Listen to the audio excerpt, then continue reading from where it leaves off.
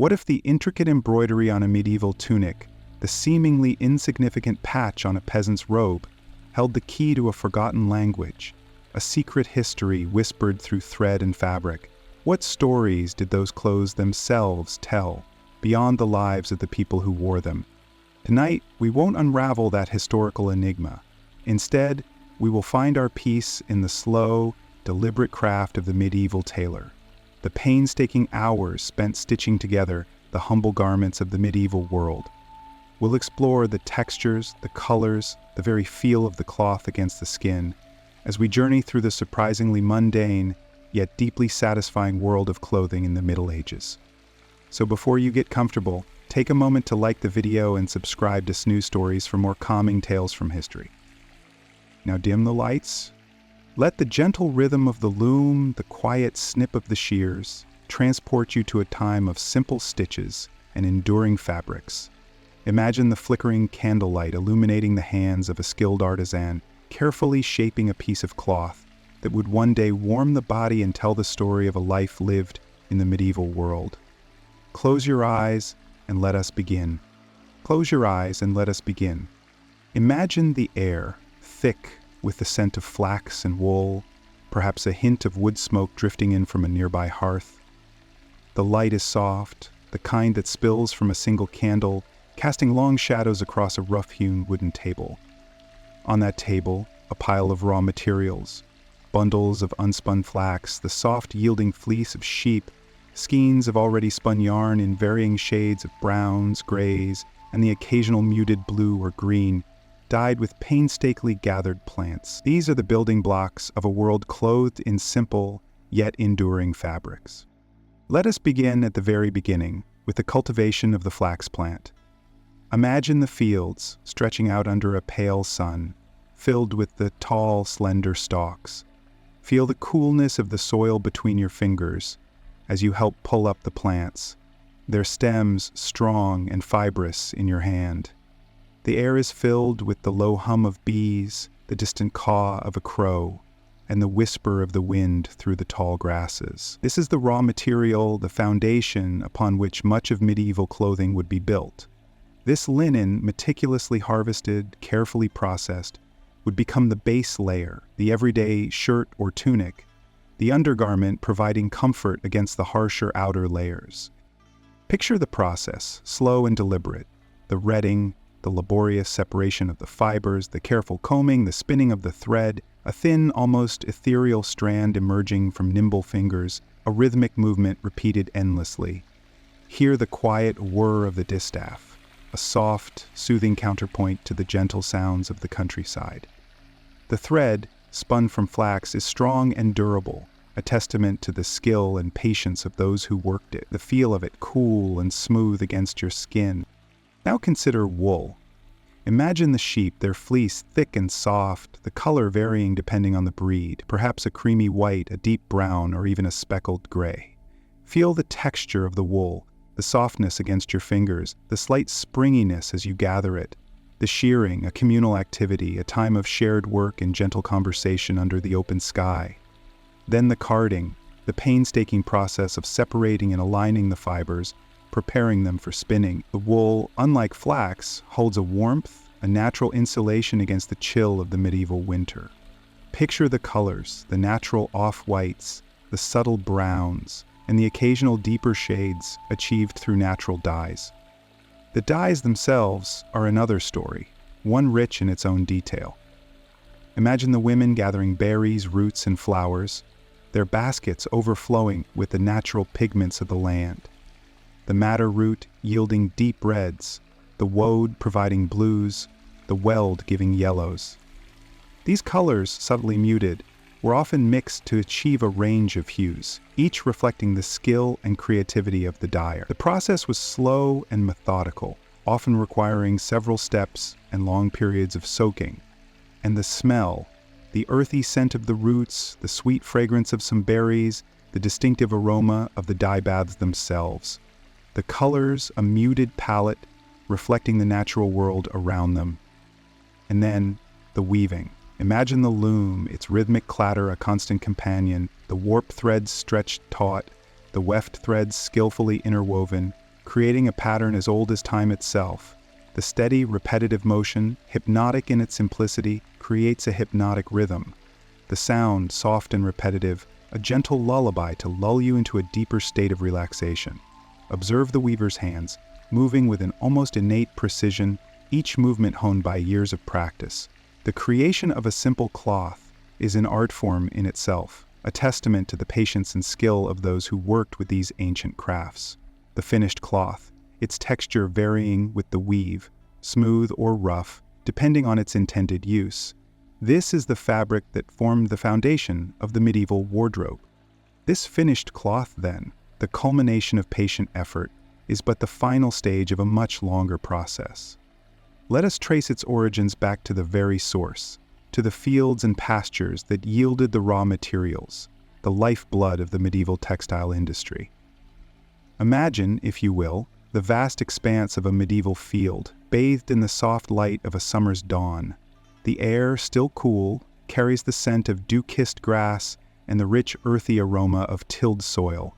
This is where our story begins, with the cultivation of flax, the source of linen, its slender stalks reaching skyward, a sea of green undulating gently in the breeze. Feel the sun warm your skin as you walk through these fields, the texture of the flax stalks brushing lightly against your fingertips. Note the subtle variations in shade, the deep greens interspersed with lighter hues. The soil beneath your feet, cool and damp, clings slightly to your boots. The air hums with the industrious buzz of bees, drawn to the delicate blossoms of the flax plants. Their low drone forms a gentle accompaniment to the rustling of the leaves. The harvesting of flax is a laborious task, each stalk carefully pulled from the earth, its roots gently released from their hold. Imagine the rhythmic motion of hands working in unison, the repetitive act a meditative practice, creating a soothing cadence to accompany the day's work. The sun, now higher in the sky, casts long shadows across the field. The air grows warmer, the scent of blossoms intensifies. The flax, once harvested, undergoes a series of processes: retting, breaking, scutching, hackling, each a slow, deliberate step, transforming the raw plant into usable fiber. Picture the retting process, the flax bundles submerged in water, their stalks softened and loosened by the action of bacteria. Visualize the slow, deliberate movement of the water, a gentle current carrying away the impurities, leaving behind the pure, pliable fibers. The sound of the water, a soft lapping against the banks, a calming murmur.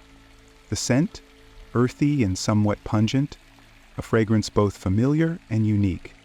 Now shift your focus to the sheep, their woolly coats thick and warm, grazing peacefully in rolling pastures. Picture the gentle rhythm of their chewing, the soft bleating of their young, the tranquil atmosphere of a rural landscape.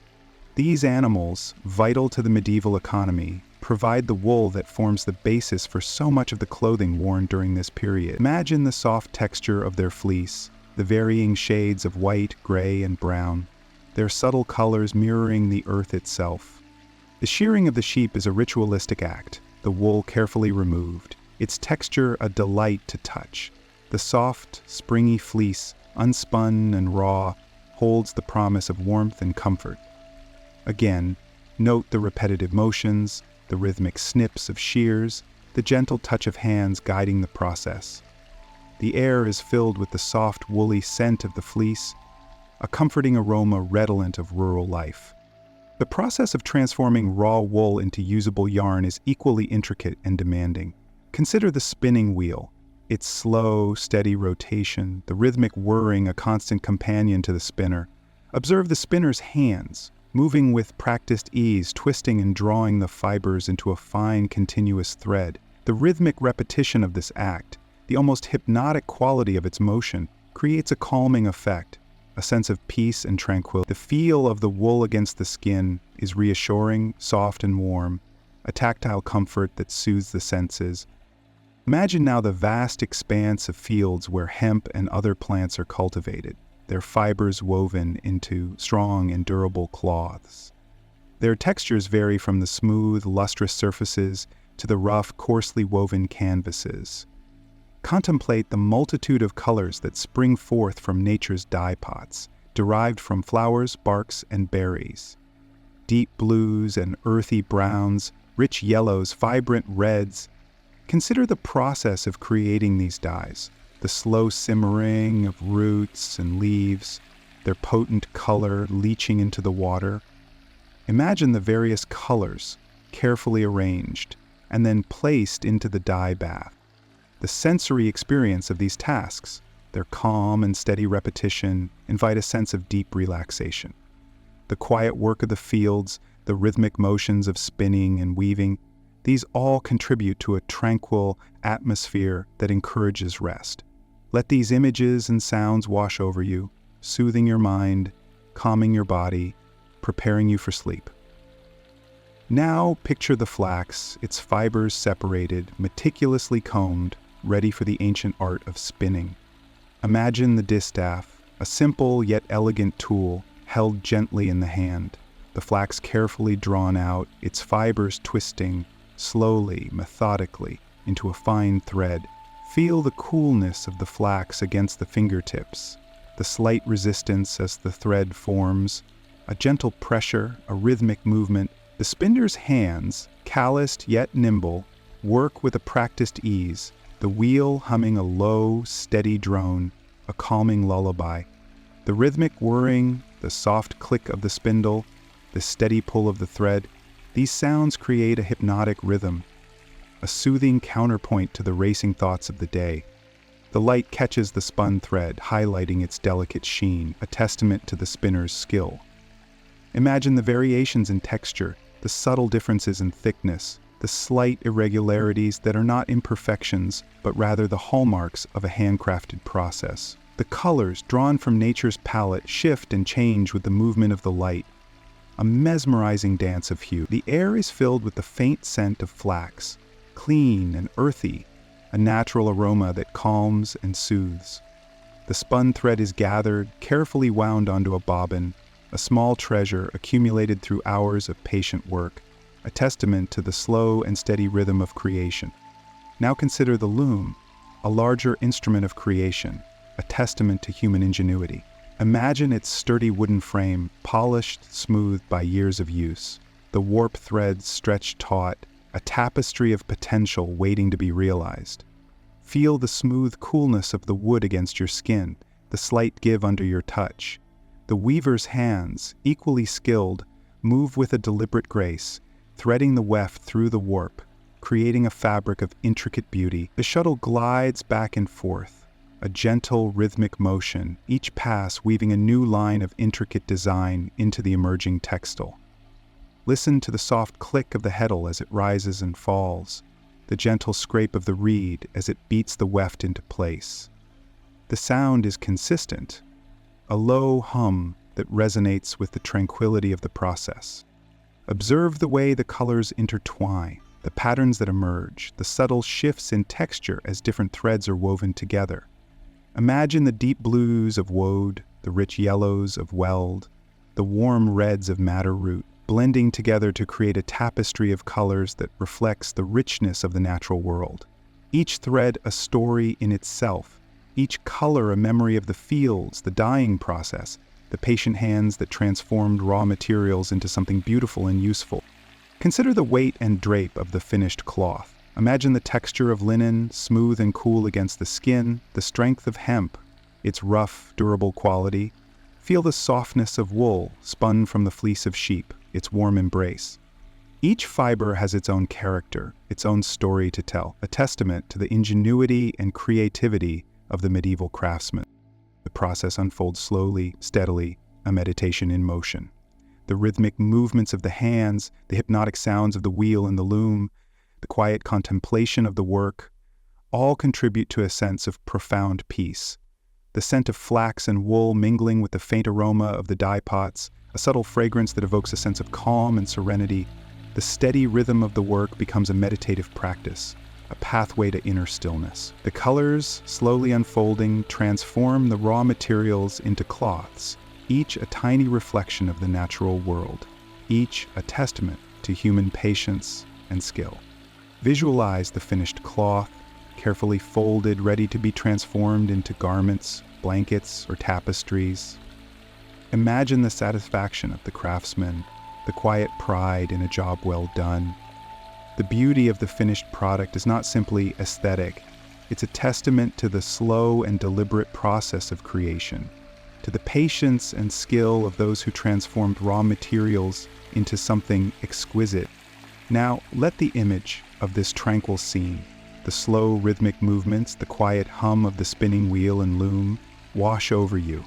Allow the peaceful atmosphere to calm your mind, your body, and prepare you for a deep and restful sleep. Let the colors fade gently into the darkness, and the sounds dissolve into the quiet stillness of the night. Breathe deeply, and let the peace of the medieval workshop settle over you. Drift away now, into the quiet embrace of sleep. From the quiet hum of the workshop, let us now turn our attention to the vibrant hues and subtle textures that brought medieval cloth to life. Imagine the array of natural pigments, gathered painstakingly from the earth, plants, and creatures. Picture the woad, its leaves meticulously crushed and steeped, releasing a deep indigo, a color associated with royalty and the mysteries of the night. Feel the cool, smooth paste between your fingers as you imagine the dialer preparing it. The rhythmic stirring, a gentle counterpoint to the quiet breathing of the workshop. Think of the madder root, its earthy scent filling the air as it's ground and boiled, yielding a spectrum of reds, from the delicate blush of a sunrise to the rich crimson of a king's robe. Feel the warmth of the dye bath, its deep color reflecting the firelight that dances across the workshop walls. See the fibers of the cloth slowly absorbing the pigment, transforming from pale to vibrant as the hours pass. Imagine the slow, patient process, the careful attention to detail, the gentle stirring ensuring even coloration. Now consider the weld, a humble plant that yields a bright, sunny yellow, a color associated with warmth and light. Visualize the bundles of weld, carefully harvested and dried, awaiting their transformation into dye. Smell the earthy aroma of the drying plant, the faint sweetness hinting at the vibrant hues it holds within. Feel the soft texture of the dyed cloth, its golden radiance a testament to the alchemy of nature. And then imagine the kirmes, a tiny insect that yielded a deep, luxurious crimson. Picture the laborious process of collecting these insects, their tiny bodies carefully gathered, dried, and ground into a precious powder. Feel the slight grain of the powdered dye between your fingertips. Imagine the slow, meticulous process of preparing it, the care taken to avoid waste, the quiet reverence for this precious gift from nature. Imagine the rich, vibrant hue it lent to the cloth, a color fit for a queen, a symbol of power and elegance. Think of the cochineal, another insect, a source of fiery scarlet hues. Envision the vast quantities of these insects that would have been needed to dye the rich fabrics of medieval tapestries. Observe the process of gathering, crushing, and processing this delicate insect dye, a task often requiring patience and meticulousness. Feel the smooth texture of the fabric after it's been dyed this rich and intense color. Beyond the vibrant colors, consider the textures. Imagine the smooth, almost silken feel of fine linen, painstakingly spun and woven. Feel its coolness against your skin, the gentle whisper as it moves. Visualize the robust texture of woolen cloth, its warmth and resilience, a testament to the strength and hardiness of the sheep from which it came. Imagine the rougher, more rustic feel of coarsely woven hemp, a material strong enough for sails, sturdy enough for everyday garments. Trace the lines of the weaving, feel the subtle irregularities that speak of human hands at work. Each fiber, each strand, a testament to the meticulous care taken in its creation. Consider the finishing processes, the careful pressing, the smoothing, the meticulous removal of imperfections. Visualize the rhythmic strokes of the fuller's mallet, beating and shaping the cloth, making it denser, more durable. Feel the firmness and even texture as the cloth takes on its final form, the result of painstaking labor and skill. Now, as the images of vibrant hues and diverse textures fade, focus on the calming rhythm of the processes involved, the slow, repetitive movements of preparation, dyeing, and finishing, the gentle sounds of the workshop, the whisper of cloth, the rhythmic tapping of mallets, the soft crackle of the fire, all merging into a soothing background hum. Breathe deeply, allowing the peaceful atmosphere to settle over you. Let the colors and textures fade gently, the sounds dissolving into the quiet of the night. Drift away now into the peaceful embrace of sleep. Let the gentle rhythm of the medieval workshop lull you into a deep and restorative slumber. The quiet hum of the workshop fades, leaving behind only the gentle rhythm of your breath. Now, imagine the finished cloth, smooth and supple, ready to be transformed. We move from the vibrant chaos of the dye vats to the quiet precision of the tailor's craft. This is where the foundation of medieval clothing begins, with the humble tunic. Picture, if you will, a simple length of linen. Its creamy white, a stark contrast to the richly hued fabrics we've previously encountered. This is the most basic of tunics, a garment that serves as the bedrock of countless variations across the centuries in the diverse regions of the medieval world. Feel the cool, smooth texture of the linen against your fingertips, its weight almost imperceptible in your hand. The tailor, a figure shrouded in the gentle half-light of the workshop, begins their work. They carefully measure and cut the cloth, the shears making a soft, almost silent snip as they slice through the fabric. Notice the precise movements, the steady hand, the years of experience reflected in each deliberate cut. There's a quiet efficiency here, a practiced grace that speaks of mastery over the craft. The pieces are laid out, a simple rectangle for the body, two narrower pieces for the sleeves. No elaborate patterns, no intricate embroidery, just clean lines, simple shapes. This is the essence of the garment, its practicality speaking volumes. Observe the careful stitching, the needle moving rhythmically in and out of the fabric, creating a sturdy, lasting seam. Imagine the soft whisper of needle against linen, a constant, soothing sound as the garment slowly takes form. The thread, a subtle shade of undyed linen, blends seamlessly with the fabric. It is strong yet supple, chosen for its durability and resilience. The stitches themselves are small and even, almost invisible to the naked eye, a testament to the tailor's skill. Each stitch is a tiny act of creation, adding to the quiet strength of the garment. Breathe deeply now, focusing on the slow, methodical rhythm of the stitching. Allow this rhythm to calm your mind, to ease your body into a state of peaceful relaxation. As the body of the tunic takes shape, visualize the careful creation of the armholes. The tailor's fingers gently manipulate the fabric, ensuring a smooth, comfortable fit. There's a delicate balance here, the need for strength and durability, combined with the desire for ease of movement. It's a practical garment designed for daily life, yet the skill involved in its creation elevates it beyond the mundane. Next, the sleeves are attached, their simple shapes forming a natural extension of the body. The seams are meticulously reinforced, adding to the overall strength and longevity of the tunic. Imagine the satisfying tactile sensation of the firm, even stitching as it holds the fabric together. Feel the subtle texture of the woven linen, its smooth surface a comfort to the touch. Now picture the finished garment, a simple yet elegant tunic, its clean lines and even stitching a testament to the skill of the craftsman. It is a blank canvas, awaiting the embellishments or the layers that will add personality and distinction. But in its simplicity, there is a timeless beauty, a quiet dignity that speaks to the enduring qualities of medieval craftsmanship. Feel the weight of the linen tunic against your skin, its cool touch, a gentle caress. Imagine the comforting sensation of the soft fabric against your body, a feeling of ease and security. The simple garment protects and comforts, a fundamental element of daily life. The tunic's color, a natural off-white or pale cream, speaks of practicality and simplicity. This color, a result of the linen's natural fibers, is a neutral background upon which life will be lived. It is a muted canvas, not striving for attention, but providing a quiet comfort and functionality. Breathe in the imagined scent of freshly laundered linen, clean and crisp. Let this scent, subtle and soothing, envelop you and calm your mind. Let the images of the linen tunic, its simple elegance, its quiet strength, and its comforting touch fade slowly. as the rhythm of the tailor's needle dissolves into the quiet of the night. Let the gentle movements, the soft sounds, and the comforting texture lull you into a deep and peaceful sleep. Breathe deeply, release your tension, and drift into the calming embrace of slumber.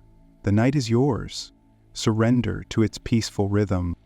And now, as the image of the linen tunic fades, we turn our attention to a garment of a different character, a different weight, a different significance: the robe. Imagine, if you will, the cool evening air settling over the medieval village. The sun has dipped below the horizon, painting the sky in hues of deep violet and burnt orange. The air is still, carrying the faint scent of wood smoke and damp earth. A figure emerges from a timber-framed house, cloaked in a garment of deeper texture, a heavier weight. A robe. This is not the simple, everyday garment of the tunic. The robe, you see, held a different status. It was a layer of protection not merely from the elements, but from the world. Consider the materials. Wool, perhaps, thick and warm, spun from the fleece of sheep grazing on rolling hills. Imagine the softness of the wool against the skin, a comforting weight that settles around the shoulders, offering solace and security.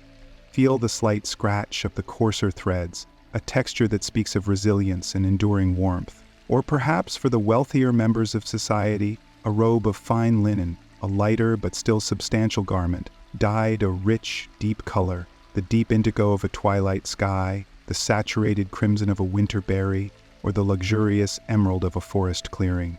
These colors, so vibrant and carefully achieved, speak of status, of wealth, and of the time and effort invested in their creation. The robe's construction is a testament to skilled craftsmanship. Imagine the slow, rhythmic movements of the weaver's shuttle, the steady beat of the loom, creating the fabric's intricate pattern. Picture the painstaking work of the seamstress, her needle gliding through the fabric, creating precise stitches, creating an enduring garment that is more than mere clothing. An investment, a statement. The robes of the nobility often boasted elaborate details. Intricate embroidery, perhaps, depicting scenes of hunts or religious iconography, or even the family crest, all meticulously executed in gold and silver threads. These details served as silent markers of lineage, of social standing, and of belonging. But the robe's significance extended beyond mere adornment.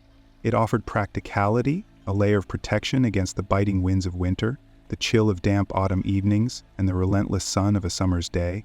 For the peasant, the robe might be a simple, homespun garment of heavy wool, its coarse texture bearing witness to long hours of labor in the fields. For the merchant, it could be a more refined garment, perhaps of a darker, less easily soiled hue, its sturdy weave able to withstand the rigors of travel and trade.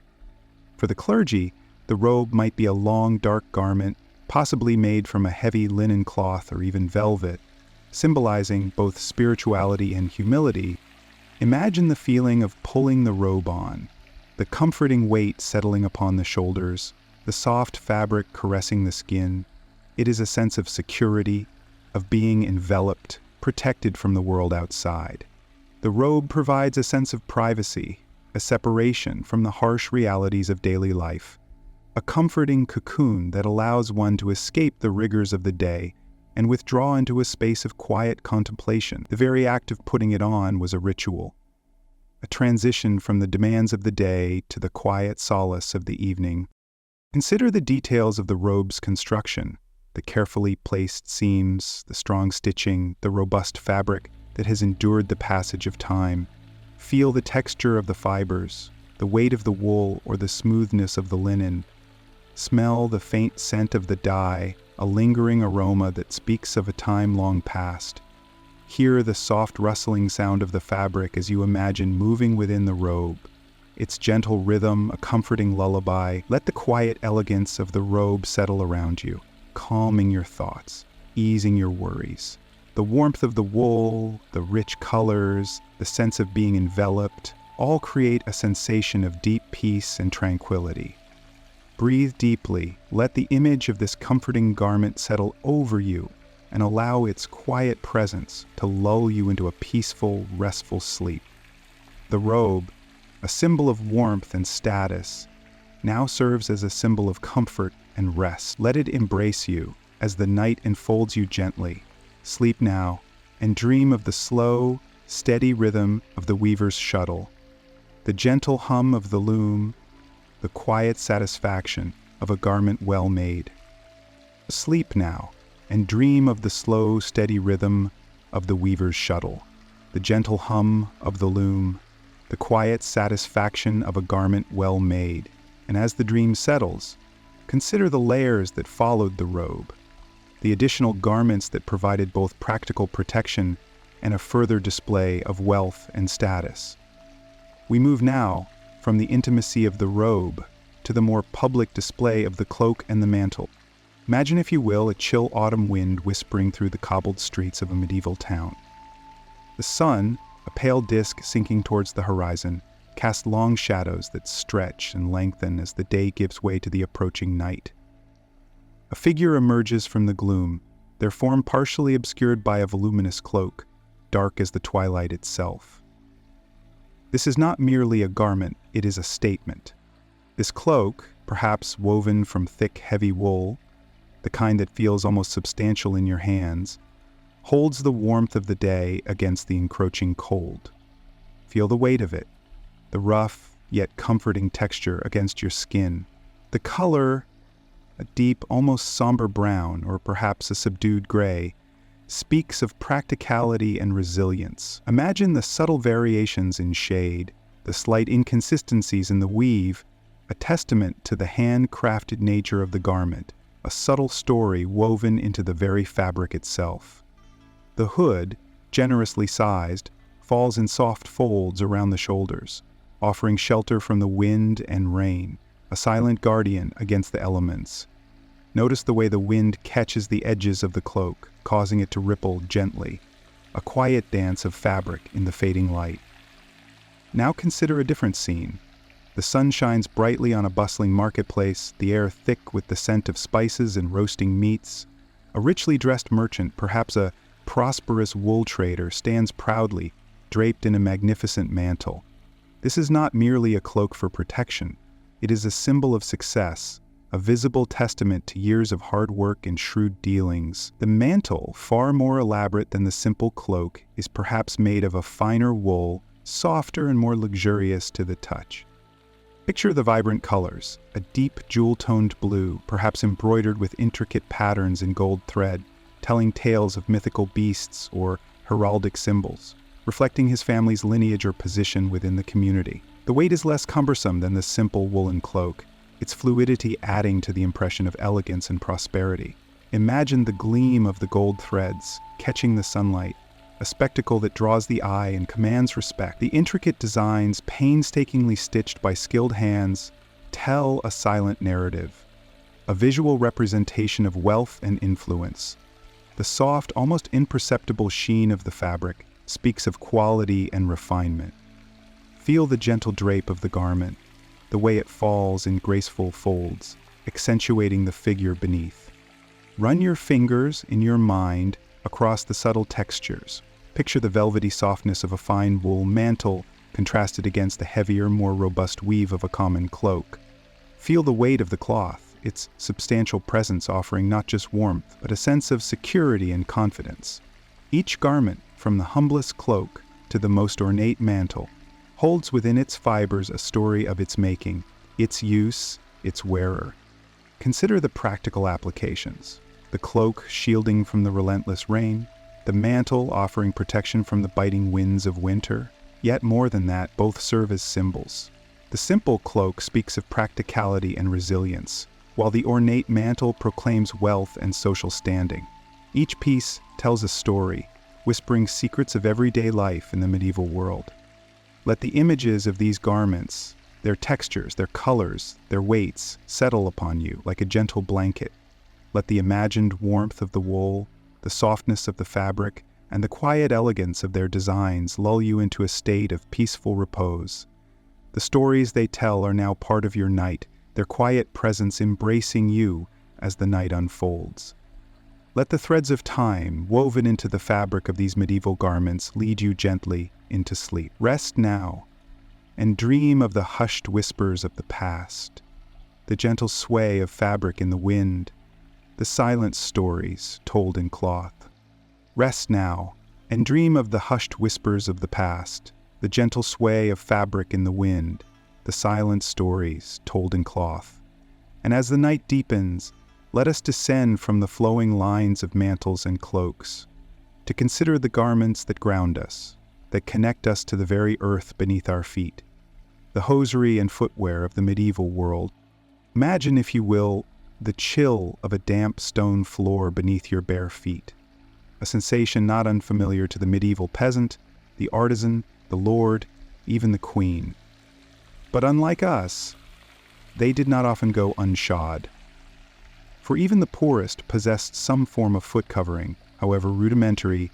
These might be simple leather sandals, perhaps fashioned from scraps, worn smooth and softened by countless miles walked along dusty roads, their leather bearing testament to the wearer's journeys, the wear mirroring the lines etched onto their faces by time and toil. Feel the rough texture of the leather against your skin, its warmth, its aged scent. Consider the simple act of strapping these humble sandals, the securing of the thongs, a daily ritual, a connection to the earth, to the physical reality of existence. For those with more means, the possibilities expanded. Imagine the soft, yielding touch of woolen hose, carefully knitted, the needles clicking a rhythmic lullaby in the craftsman's cottage. These stockings, long and often reaching mid-thigh, offered welcome warmth against the winter's bite. Picture their varied colors, deep earthy browns and grays, perhaps punctuated with a subtly contrasting thread, or consider hose woven with intricate patterns, adding a touch of quiet elegance. The wool, hand-spun and dyed with natural pigments, would retain the subtle scent of the plants and minerals from which its hues were drawn. Let the texture of this soft wool, warm and comforting against the leg, soothe you into quiet contemplation. The very feel of this woolen fabric is a story, a whisper of the lives of sheep tended to on distant hillsides, of the skill of the craftsperson, a history woven into the very fiber. As we move upward, think of the finer hosiery worn by the nobility, silk, shimmering and delicate, its luxury a testament to wealth and status. Imagine its smooth, cool touch against the skin, the subtle sheen catching the candlelight. The colors of such hose might be far brighter, more extravagant, deep reds, vibrant blues, or lush greens, perhaps embroidered with gold thread, suggesting the opulence of a life lived far removed from the harsh realities of the common folk. Close your eyes and picture this sensation, the exquisite softness of the silk, its coolness, the richness of its color. And now let us consider the footwear itself. From the simple, practical shoes of the common people to the elegant boots of the wealthy, the footwear of the medieval world offers a captivating panorama of form and function. Think of the sturdy, often leather-soled shoes of a laborer, possibly hobnailed for extra durability, the soles thick and worn, mirroring the countless miles traversed in their service. Feel the robustness of the leather, its durability, the solid feeling of protection. For the wealthier classes, boots, often of finely tanned leather, became a more common sight. Picture the sleek lines of a pair of high-legged riding boots, the leather supple and burnished to a high sheen. These boots were often adorned with intricate stitching or even embellished with metal buckles and decorative straps. Imagine the feel of these boots, the supple leather molding gently to the foot, their protection and warmth in the chilly weather. Consider, too, the poines, long-toed shoes that reached their height in the 14th century. These shoes, acutely pointed, were symbols of elegance and status, their exaggerated length often indicating wealth and social standing. Picture the glossy leather, their precise construction. Feel their elegance, the almost unreal refinement, as if a reflection of the artistry of the medieval world is captured in their very form. These shoes, in all their variety, offer a glimpse into the lives of medieval men and women. They are not merely functional. They are extensions of personality, of status, of identity. Let the imagery of these garments, their textures, their colors, their forms, settle upon you now, soothing you with their gentle stories. Let the warmth of the wool, the suppleness of the leather, the whisper of the silk, lull you into a tranquil and peaceful sleep.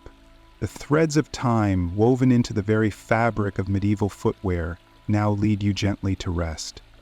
Sleep now, and dream of the soft touch of woolen hose, the sturdy protection of hobnailed shoes, and the quiet elegance of pointed poins. And now, from the earthbound elegance of footwear, we ascend. Let us consider the head, that crown jewel of the body, and the myriad ways the medieval world adorned it.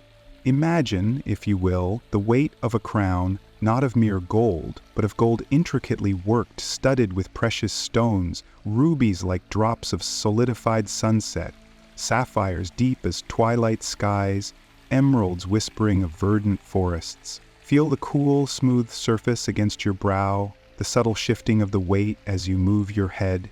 A slow, deliberate movement, each tiny gesture echoing the power and authority it represents.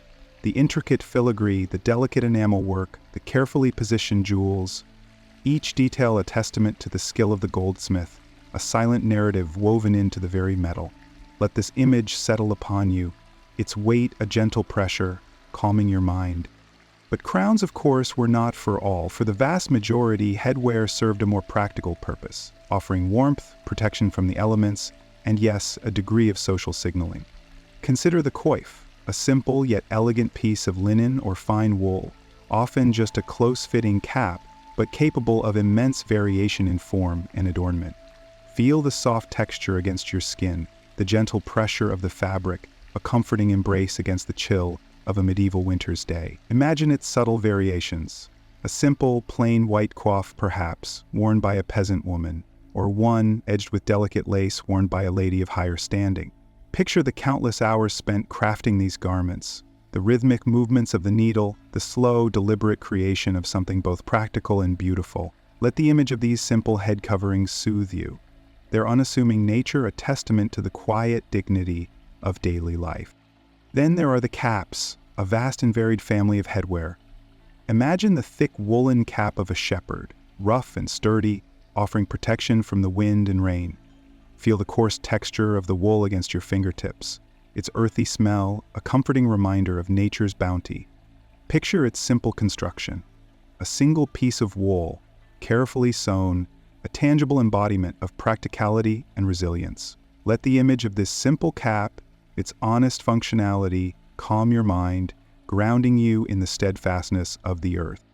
Now imagine a different cap, perhaps one of fine velvet, richly colored and adorned with a single, carefully placed jewel. This is a cap belonging to a merchant, perhaps, or a member of the burgeoning middle class. Feel the smooth texture of the velvet, the cool weight of the jewel against your forehead. Imagine the subtle glint of the stone, a silent signal of prosperity and success. Let the image of this more elaborate cap settle over you, a gentle reminder of the ambition and aspiration that permeated medieval life. Consider further the intricate variations. The chaperon, with its long liripipe, a flowing tail that could be wrapped around the neck or draped over the shoulder. A cascade of fabric, a graceful extension of the garment. Imagine the luxurious fabrics it might be made from. Fine silks, soft velvets, richly colored wools. Feel the weight of the fabric against your skin, the soft rustle as it moves. Picture the endless array of colors and patterns, deep blues, vibrant reds, intricate embroideries, all whispering tales of wealth, status, and personal expression. Allow yourself to be enveloped in the gentle imagery, the soft whisper of the fabric, the slow, deliberate drape of the chaperon's tail. Let these images, the regal crown, the humble coif, the simple cap, the elegant chaperon, weave themselves into the fabric of your thoughts, softening the edges of your waking mind. Feel the textures, the weights, the colors. The world of medieval headwear, a diverse tapestry of function and adornment, a silent testament to the human need for both practicality and beauty. Let these gentle images, these quiet narratives, lull you into a state of deep and restful slumber. Sleep now, and dream of crowns and coifs, of caps and chaperons, and let the threads of time guide you gently to rest. And now let us descend beneath the surface to the hidden layers, the unseen garments that formed the foundation of medieval attire. Imagine, if you will, the gentle touch of linen against the skin, the softest of fabrics, a whisper against the warmth of the body. These were the undergarments, the humble yet essential pieces that lay unseen beneath the vibrant outer layers. Consider the chemise, a simple garment, often made of linen or hemp, its loose, flowing form allowing for ease of movement. Feel the cool smoothness of the linen against your skin, a gentle caress, a comforting weight. Its purpose, both practical and essential, to absorb perspiration, to provide a layer of warmth in colder months, and to shield the body from the sometimes harsh textures of the outer garments. Picture the different weaves of the linen, some fine and delicate, others coarse and sturdy, reflecting the wearer's means and status. Imagine the subtle variations in color, from the purest white to a soft, creamy off-white, depending on the processing of the flax. The smell, perhaps, a faint, earthy aroma, a natural scent emanating from the fibers themselves. These were not merely garments. They were a second skin, a constant companion throughout the day and night. Let this feeling of gentle contact, of soft linen, settle upon you like a calming balm. For those of higher standing, the chemise might be adorned with delicate embroidery, tiny stitches creating intricate patterns at the neckline or cuffs. Imagine the threads, fine as hairs, forming delicate floral designs or geometric patterns, the painstaking work of skilled artisans. Visualize the colors, muted yet elegant. Pale blues, soft greens, or a subtle rose. Feel the smoothness of the embroidery, a delicate texture against the skin. These embellishments, subtle and understated, hinted at wealth and refinement, a silent expression of elegance. Beyond the chemise, consider the drawers or breeches worn beneath the outer garments. Made from similar materials, linen, wool, or even finely woven silk for the wealthier classes, these offered modesty and provided an additional layer of warmth. Imagine the weight of the fabric, a gentle pressure against the legs, a comforting embrace. Feel the texture, the smoothness of the linen, the softness of the wool, or the luxurious glide of the silk. The simplicity of their design belies their importance, a fundamental layer, a quiet guardian of comfort and decency. And for women, there were the kirtle undergowns, often of finer materials than the simple chemise. These were closer fitting than the chemise, offering a more structured base for the outer garments. Imagine the drape of the fabric, the way it would flow smoothly over the body, a gentle embrace. Visualize the colors, perhaps richer hues than the simpler chemise, a deeper blue, a warmer red, or a subdued gold. Feel the textures, the varying weights of the fabric, the subtle interplay of softness and structure. Imagine the delicate lacing or ties that held them in place, a slow, methodical process, a rhythmic movement that promotes quiet contemplation. These hidden layers, these unseen garments, whisper tales of daily life, of comfort, and of practicality. They remind us that even the most outwardly dazzling attire was built upon a foundation of simple, essential pieces. Let the images of these soft fabrics, these gentle textures, lull you into a peaceful state. Inhale deeply, and let the calming rhythm of the breath guide you towards tranquility. Let the soft touch of linen, the weight of wool, the glide of silk soothe away the tensions of the day. Feel the gentle pressure, the soft caress of these forgotten layers, and drift away into a restful sleep.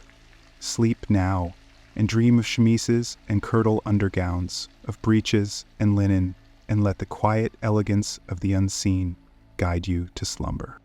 And now, consider the belt, not merely a functional fastening, but a statement, a subtle declaration woven into the very fabric of medieval life.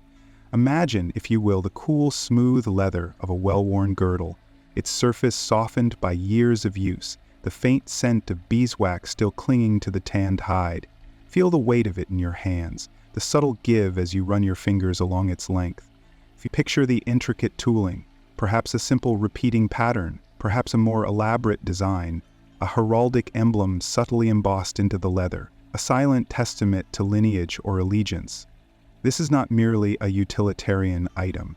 It is a tangible piece of history, imbued with the very essence of its wearer. The process of creating such a girdle was itself a slow meditative act. The careful selection of the hide, the meticulous preparation, the hours spent patiently shaping and tooling the leather, each step a testament to craftsmanship and dedication. One can almost hear the rhythmic tap-tap-tap of the leatherworker's tools, a calming percussion that lulls the mind into a state of quiet contemplation. The scent of the tanning process, the earthy aroma of bark and herbs, the faint tang of smoke, lingers in the air, weaving its way into the very fabric of the girdle, a silent story whispered into the leather's pores. Consider, too, the simpler girdles, woven from strong linen or hemp, their coarse texture a stark contrast to the smooth luxury of leather. These functional belts, often undecorated save for perhaps a simple clasp or buckle, serve their purpose with quiet efficiency. Imagine the feel of the rough-spun hemp against your skin, a grounding sensation that anchors you to the present moment. Picture the simple act of fastening the belt, the satisfying click of the buckle, a small act of self-sufficiency, a grounding ritual repeated countless times across the centuries. But even the simplest of girdles held a certain significance. They were the guardians of the medieval wardrobe, the silent keepers of the garments held in place by their sturdy embrace. They kept tunics from gaping open, held pouches and knives securely at the hip, and served as a practical and often decorative anchor for an array of accessories. Pouches, knives, keys, even small religious tokens. The placement of these items, carefully chosen and positioned along the belt, spoke volumes about the wearer's trade, social standing, and even personality. Each item tells a silent story, a subtle narrative woven into the everyday fabric of life. And then there are the more elaborate girdles, the ones adorned with precious metals and gemstones, with intricately woven patterns and exquisite embroidery. These were not mere functional items. They were statements of wealth, status, and power. Imagine the glimmer of gold or silver, the subtle sparkle of a ruby or emerald catching the light as the wearer moved. Picture the intricate work of the artisan, the hours of painstaking effort that went into creating such a magnificent piece. Feel the weight of the precious metals, the cool smoothness of the stones against your skin, and let their elegance wash over you. These ornamented girdles often served as both functional and decorative elements of attire, often incorporating intricate buckles crafted from silver, gold, or even precious stones. The buckles themselves could be works of art, miniature sculptures telling their own stories through elaborate designs, symbolic imagery, and careful craftsmanship. The process of securing the girdle, the careful insertion of the buckle into its loop, the gentle tug of the belt adjusting to the perfect fit, is a small, repetitive action, a subtle anchor to the present moment, guiding you towards calmness. Whether simple or ornate, every girdle tells a story of craftsmanship, of practicality, and of the quiet dignity of everyday life. Let the image of these belts in all their varied forms, their diverse materials, and their subtle details wash over you. Feel the weight of the leather, the smoothness of the metal, the coolness of the stones, and allow the gentle rhythm of your breathing to carry you away into a deep, restful sleep. Breathe deeply and let the images of these forgotten accessories soothe your mind and prepare you for slumber. Sleep now and dream of belts and girdles, of buckles and clasps, of the quiet elegance of these functional adornments. And now, from the sturdy practicality of the girdle, we move to the smaller, perhaps more delicate, yet equally significant accessories that adorn the medieval person. Imagine, if you will, the subtle glint of a brooch catching the candlelight, the cool weight of a jeweled pendant resting against the chest, the satisfying click of a meticulously crafted button securing a garment. These small details, often overlooked, speak volumes about the artistry, the social standing, and the personal preferences of the individual who wore them. Let us begin with the brooch, a versatile and enduring accessory. Picture a simple, functional bronze brooch, its surface worn smooth with years of use, securing a cloak against the wind. Feel the cool metal against your fingertips, its weight a comforting presence. Now, imagine a more elaborate piece, perhaps crafted from silver, intricately decorated with swirling patterns and inlaid with semi-precious stones. Visualize the deep blues of lapis lazuli, the warm reds of carnelian, the gentle greens of malachite. Each stone, a tiny universe of color and light. Notice the meticulous detail of the craftsmanship, the care taken in shaping each element, the precision with which the stones are set. The brooch, whether simple or ornate, was more than just a fastening. It was a statement, a subtle reflection of the wearer's personality and social standing. Let the image of these brooches, in all their variety, settle upon your mind, calming your thoughts and easing your anxieties. Next, consider the button, a seemingly insignificant detail, yet a testament to the ingenuity and skill of medieval artisans. Imagine the early buttons, perhaps made from bone or wood, simple in design but functional in their purpose. Feel the smooth, cool surface of the bone or the slightly rough texture of the wood. Now, visualize the more elaborate buttons of later periods, crafted from precious metals, intricately carved or adorned with gemstones. Feel the weight of the silver, the gleam of the gold, the subtle sparkle of the embedded stones. Picture the process of their creation, the meticulous work of the craftsman, the shaping, the carving, the polishing. Each button a small masterpiece of patience and skill. Let the quiet rhythm of these imagined actions soothe your mind, their repetitive nature a gentle lullaby. And finally, let us turn our attention to the jewels, those shimmering emblems of wealth and status. Picture a simple silver ring, its band worn smooth by time and use, a testament to years of loyal service. Feel the cool metal against your finger, its weight a comforting presence. Now imagine a more elaborate piece. A necklace strung with pearls, each one a perfect sphere of luminous beauty. A pendant crafted from gold, adorned with a richly colored gemstone, a symbol of power and prestige. A pair of earrings, delicate and intricate, their gentle sparkle of these jewels gently calm your senses, their beauty a soothing balm to your weary mind. Feel the weight of the gold, the smoothness of the pearls, the cool gleam of the gemstones, allowing their visual richness to lull you into a state of peaceful relaxation. Consider the colors of these jewels, the deep crimson of rubies, the brilliant blue of sapphires, the emerald green of emeralds, each hue a soothing agent, calming your mind and preparing it for sleep. Feel the texture of these stones, some smooth and polished, others with a more rugged, natural feel. Let these sensations, the cool weight, the gentle gleam, the soft texture, wash over you. Each of these accessories, the brooch, the button, the jewel, tells a story, a silent narrative of craftsmanship, of social standing, of personal expression. They are small details, seemingly insignificant, yet together they paint a vibrant and detailed picture of the lives of medieval people. Allow the images of these objects to fill your mind, each one a small piece of a larger, more comforting puzzle. Let the gentle rhythm of your breathing guide you as you drift off into a peaceful and restorative sleep. Breathe deeply and let the quiet elegance of these forgotten details transport you to a world of calm and tranquility. Sleep now and dream of the shimmering lights of jewels, the satisfying click of a button, and the gentle weight of a brooch. Sleep well. Sleep well. And now, let us consider the subtle shifts in style, the gentle breezes of change that rustled through the clothing of the medieval world as we journey across its diverse landscapes. Imagine, if you will, the cool dampness of an English meadow clinging to the wool of a peasant's tunic, a texture rough against the skin, yet offering warmth against the biting winds.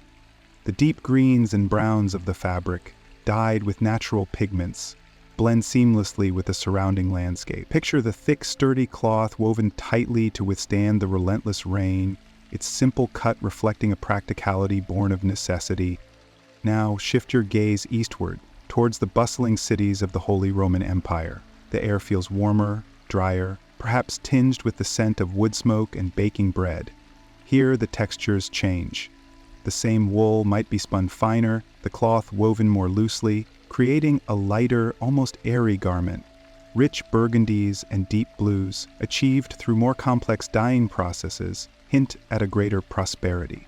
Embroidery, painstakingly worked with threads of gold and silver, adds a touch of opulence to the simplest tunic. Observe the intricate patterns, stylized flowers, geometric shapes, perhaps even a heraldic symbol, each stitch a testament to the skill and patience of the artisan. The cuts of garments differ too. The English peasant's tunic, functional and uncomplicated, contrast with the more elaborate styles found in the imperial cities. Consider the flowing lines of a courtly gown, its sleeves long and graceful, the fabric falling in soft folds. Imagine the rich velvets, the shimmering silks, the careful draping that speaks of elegance and refinement. Feel the weight of the fabric against your fingertips, a luxurious silk, cool and smooth, or the heavier weight of velvet, plush and comforting. Let your mind linger on the subtle details, the delicate lacing at the neck, the ornate clasp securing the garment, the carefully placed embroidery adding a touch of personality. Go further south, towards the warmer climates of Italy. Here the emphasis shifts again. Linen, crisp and cool against the skin, becomes a preferred fabric. Its creamy white, or its subtle hues of ivory and beige, reflect the bright sunshine. The cut of garments tends towards looser, more flowing shapes, better suited to the warmer weather. Imagine the elegant drapes of a woman's gown, its loose sleeves billowing gently in the breeze. Observe the fine details, the delicate lacework at the neckline, the intricate stitching of a brightly colored floral pattern. Think about the colors, the vibrant reds and golds reflecting the passion and energy of the southern sun, the lighter, more pastel shades reflecting a gentler aesthetic.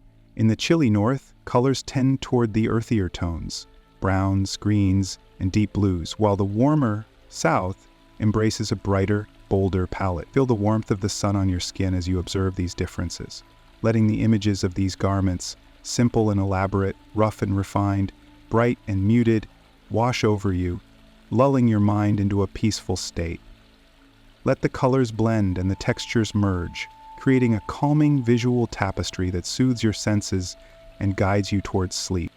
Consider the accessories: a simple leather belt in the English countryside, securing a peasant's tunic, a jeweled clasp fastening a richly embroidered Italian gown, a finely crafted silver buckle adorning a leather belt in the Holy Roman Empire. Each object a small detail, yet each contributing to a larger narrative, a silent testimony to the cultural nuances and regional differences of the medieval world. Focus on the minute details, the subtle variations in the metals, the unique craftsmanship, the small symbolic details inlaid or etched into the metal, the feel of the leather against your skin, cool and smooth, worn soft by time and use. Let the images, the colors, the textures, the styles drift through your mind like wisps of smoke, slowly fading into the background as your breathing becomes deeper and more regular. Allow yourself to be transported to these different regions, experiencing the subtle nuances of their clothing culture, feeling the gentle weight of the fabric, the coolness of the linen, the warmth of the wool. Let the rhythm of your breathing, slow and steady, carry you away to a peaceful sleep. Breathe deeply and dream of the colorful threads of time. Sleep now. Sleep now. And so, from the subtle variations in the crafting of belts and buckles, we move to a broader consideration: the clear and often stark lines drawn by clothing to delineate social standing in the medieval world. Imagine, if you will, the bustling marketplace of a 14th century town. The air, thick with the smells of roasting meats and fresh-baked bread, carries also the faint scent of wool, linen, and leather, a fragrant tapestry woven from the very threads of societal hierarchy. Observe the richly dressed merchant, his doublet of fine dark wool, meticulously tailored and adorned with silver buttons. Notice the deep crimson of his hose, a color reserved for those of means. His shoes, crafted from supple leather, are polished to a gleam, reflecting the sunlight like tiny mirrors. Feel the weight of the gold chain around his neck, a silent proclamation of his wealth and influence. Each element, from the cut of his garment to the very fabric itself, speaks volumes about his place within the social order. Let the image settle upon your mind's eye, the colors muted, the details softened by the gentle passing of time. Now turn your gaze to the peasant woman, her hands roughened by years of toil, her clothes simple and practical. Her kirtle, a long, loose-fitting garment, is made of coarse linen, its color faded by countless washings. The fabric is worn, its texture rough against the skin. Observe the careful stitching, a testament to her skill and resourcefulness. Notice the absence of ornamentation, the lack of bright colors or elaborate details. Her clothing is functional, designed for hard work, its simplicity a stark contrast to the merchant's opulent attire. Breathe in deeply, allowing the image to fade, becoming a part of the quiet peace within you. The contrast, however, is not always so absolute. Consider the artisan, the skilled craftsman whose clothing falls somewhere between these two extremes. His tunic, though made of wool, is not as fine as the merchant's. The color is less vibrant, perhaps a muted brown or gray. Yet there is a certain neatness to his attire, a precision in its tailoring that speaks to his skill and pride in his craft. He may possess a few small silver items, a clasp on his belt, or perhaps a simple ring, marking him as someone who holds a degree of respect and competence within the community. Let the image settle gently, calming your mind and body. The clothing of the clergy presents another layer of complexity. Their garments, often made of simple, dark-colored fabrics, are distinguished by their cut and embellishments. A priest's long robe, its shape suggesting humility, might be subtly enhanced by embroidered crosses or other religious symbols, indicating his spiritual authority. The bishop, with his mitre and ornate vestments, projects an entirely different image, his clothing a display of both spiritual and earthly power. Allow the intricate details of religious vestments to unfurl slowly before you, the rich textures and colors dissolving in the tranquil landscape of your thoughts. Across the spectrum of medieval society, clothing served as a powerful visual language, communicating status, occupation, and even religious affiliation. From the opulent fabrics and elaborate details of the wealthy elite to the simple, functional garments of the peasantry, every stitch, every color, every embellishment played a role in this complex social tapestry. The richness of the textures, the variety of colors, the subtle variations in design, all are reflections of a society layered by its social and economic hierarchies. Allow the images to fade, the colors to soften, the details to blur. Focus on the rhythm of your breathing, slow and deep, steady and calming. Feel the weight of your own body sinking deeper into the comfort of your surroundings. The threads of time, woven into the fabric of medieval clothing, now weave themselves into the calm and peaceful tapestry of your sleep. Breathe deeply and dream of the slow, steady rhythm of the loom, the quiet whisper of the spinning wheel, the gentle caress of the fabric against your skin.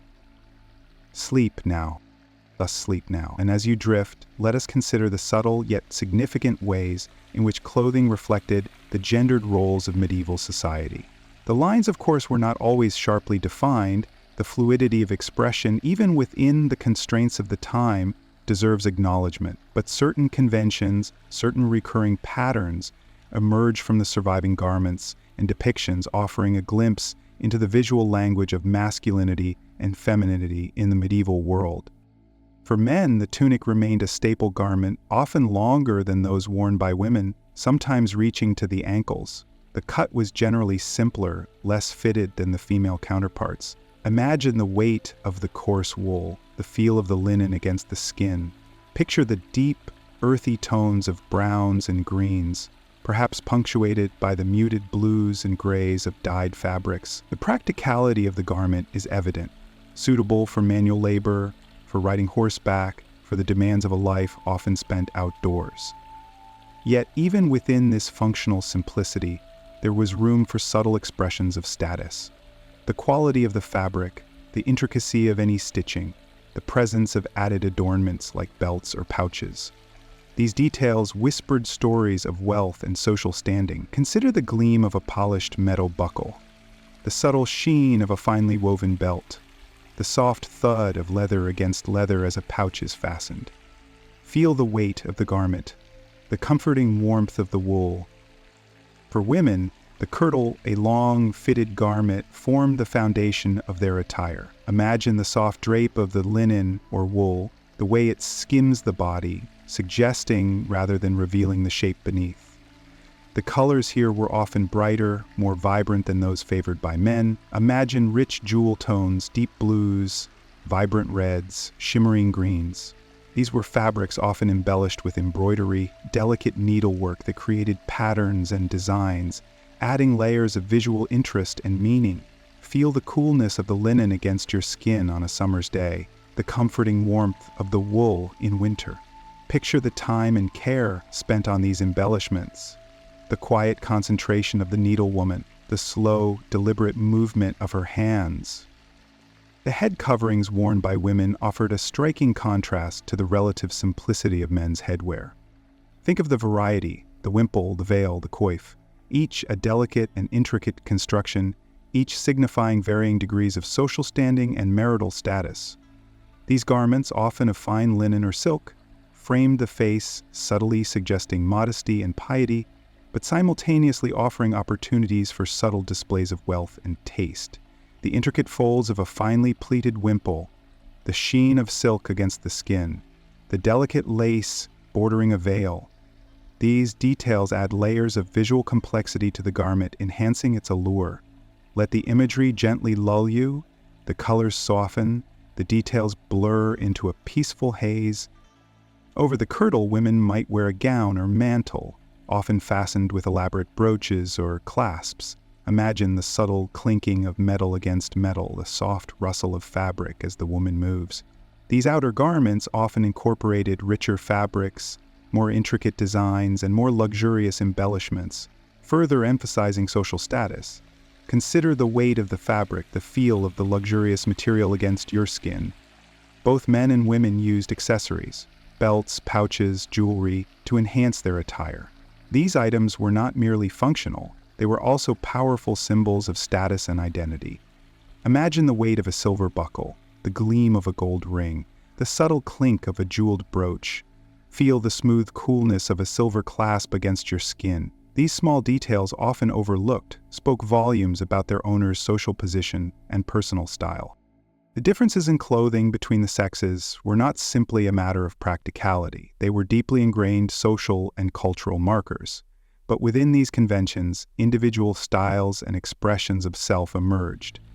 The slight variation in cut, the subtle choice of color, the addition of a specific embellishment, these details allowed for a certain level of personal expression even within the limitations of the prevailing social norms. The colors fade, the details blur. Feel the weight of your own body sinking deeper into the comfort of your surroundings. Sleep now. Breathe deeply and dream of the quiet whispers of history woven into the threads of time. And now let us consider a different kind of adornment, a different kind of expression woven not of silk and wool, but of faith and devotion, the clothing of the religious orders. Imagine, if you will, the hushed quiet of a cloister. The scent of beeswax and incense hangs heavy in the air, mingling with the earthy aroma of stone and wood. The muted sounds of chanting drift on the breeze, a gentle hum that soothes the soul. Here, within these sacred walls, clothing takes on a new significance, a new layer of meaning. Forget the vibrant colors and intricate embellishments of courtly attire. The habits of monks and nuns are designed for humility, for a life dedicated to contemplation and service. Picture the coarse, undyed wool of a monk's tunic, its texture rough against the skin, a constant reminder of earthly simplicity. Feel the weight of the heavy woolen cloak, a comforting warmth against the chill of the monastery walls. Its dark brown or gray hue, a reflection of the renunciation of worldly vanities. Notice the simple, sturdy leather belt cinching the garment at the waist, a practical necessity rather than an ornament. The cowl drawn deep over the head shrouds the face in shadow, a symbol of the surrender of the self to a higher power. The hood, often made from the same thick wool as the cloak, provides both warmth and a sense of anonymity, a gentle fading into the backdrop of devotion. Consider the texture, the scratchy, almost prickly feel of the coarse wool against the skin, a constant, unassuming reminder of the wearer's commitment. The simplicity of these garments, however, belies a rich tapestry of symbolism. Each detail, seemingly insignificant, speaks of renunciation, of devotion, of a life dedicated to spiritual pursuits. The absence of ornamentation, the avoidance of bright colors, all contribute to the overall sense of humility and self-effacement. The very act of wearing this simple attire is a public declaration of faith, a visible representation of the wearer's commitment to a life dedicated to God. Now, shift your focus. Consider the nuns. Their habits, too, are designed for simplicity and practicality. Imagine the soft linen of an undergarment, cool and comfortable against the skin, layers of practicality protecting against the harsh realities of the weather. Then picture the flowing lines of the long dark robe, its modest design echoing the spirit of piety and selflessness. A simple white veil framing the face symbolizes purity and devotion, softening the lines of the face, a subtle suggestion of quiet serenity. Yet, even within these strict conventions, subtle variations existed.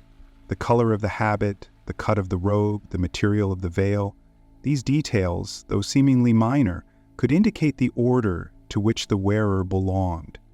Picture the delicate embroidery sometimes found on the hem or sleeves of a nun's habit, hinting at personal expression within the constraints of religious life. A small, almost imperceptible symbol woven into the fabric, a cross, a fleur-de-lis, a simple floral motif, a quiet affirmation of individuality within the larger community. Think of the intricate needlework, created during hours of quiet contemplation, each stitch a prayer, each pattern a reflection of faith and devotion. The patterns themselves often held symbolic meaning, their repetition a meditative practice. Feel the smoothness of the linen against your fingertips, imagining the cool touch of the fabric against your skin, the slow rhythm of the needlework, the steady repetition of the motions, calming, soothing, deeply restorative. Observe the sturdy sandals worn by many members of the religious orders, their simplicity a further reflection of their renunciation of earthly possessions. Feel the worn leather, the slightly rough texture beneath your feet. These simple garments, these functional items, were not mere clothing. They were an outward expression of an inward transformation, a visible manifestation of a life dedicated to God. Let the images fade, the details blur. Let the calmness of the cloister settle over you, the quiet hum of prayer, the gentle rustle of fabric, the steady rhythm of the needle. Breathe deeply. Let the weight of your own body sink into the comfort of your surroundings. Sleep now. Breathe deeply and dream of the quiet serenity of the religious life woven into the threads of time. And dream of the quiet serenity of the religious life woven into the threads of time. But serenity, even in the cloister, could not always be guaranteed. The world outside, with its conflicts and uncertainties, often intruded. And so, we turn our attention to a different aspect of medieval clothing. The garments worn in the context of warfare, not the clash of steel, the roar of battle, but the quiet, almost meditative preparation, the meticulous care taken in crafting clothing designed not for piety, but for protection.